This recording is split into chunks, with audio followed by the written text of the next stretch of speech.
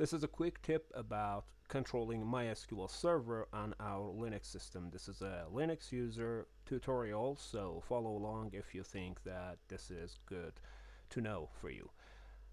MySQL is considered a service on Linux systems, so like other services, it can be controlled via system control or the service keyword.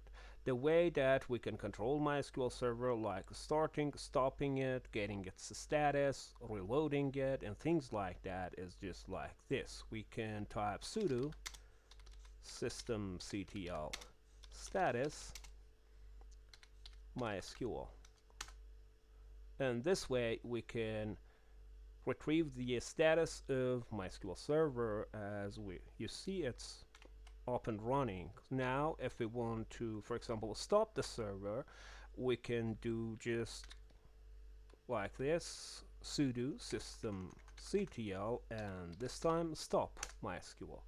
If I retrieve the status again, we will see that it's inactive.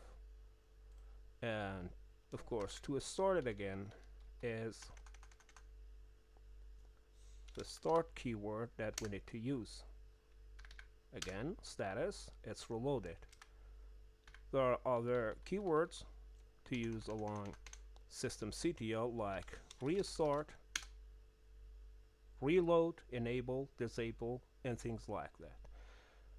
If you want to know more about the systemctl, because it's not about MySQL, you can just do a little bit research. System control is a very powerful service that you can use on your Linux system and control MySQL server as well via its commands.